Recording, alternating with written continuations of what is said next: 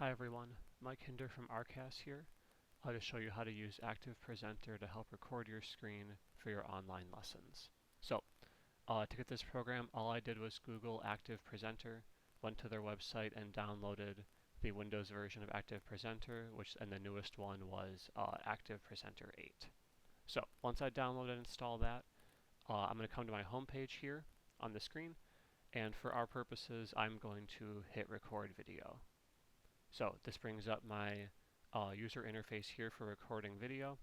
I'll be recording off of GoBoard, but you can record off of whatever software that you choose. If you're using a laptop or a tablet that has a webcam built in, this will probably be defaulted on. I have mine turned off because on my desktop I don't have one. And also because I am using GoBoard, if I did have one, I would be here in the corner anyways, and I don't want to display myself twice. But other than that, I didn't change anything on here. This was all defaulted. I just wanted to make sure the full screen was clicked to make sure that it was capturing my entire screen. And then I'm going to press record and watch for the little indicator that tells me how to end the recording. So I click record, and it says Control End is the shortcut to stop the video. So we'll remember Control End. And then we just kind of start and go through the lesson.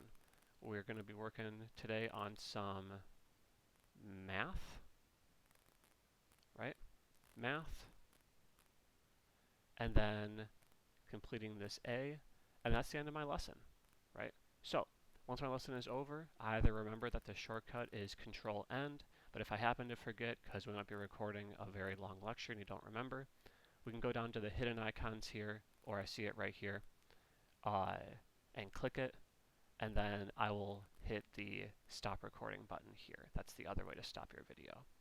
And then it'll bring up, once it loads the video, my little editor here. So there is a built-in editor for this program where you can do all kinds of stuff that I haven't even begun to look at. But I see a preview of my video here. And I can watch my preview by hitting the play button down here, where it will play back with sound just like this. So we'll remember Control End. And then we just kind of start and go through the lesson. We're going to be working today on some math. Right? So, don't need to watch the whole thing, but I click it again to pause it. There are tools down here if you want to edit the video right within the program. I haven't messed around with them, but I know they're here because I can see all the editing tools right here. And then for getting this video online, either through YouTube, through Blackboard, through Teams, however you want to do it, we are going to go to Export. And even though if you are going to YouTube, there's a button for it right here. I personally like to download the video myself so that I have it as a file and then upload it. So I will click Export to Video. And then the only thing you might want to change is down here in the output file. You might want to change this untitled portion right here and call it whatever you want to title your lesson. Right? But otherwise it tells you the file path, how to find it. And then we just hit OK. And then it will start processing the video. This may take a while, I assume, because I imagine your videos might be a lot longer than, my example here of 30 seconds.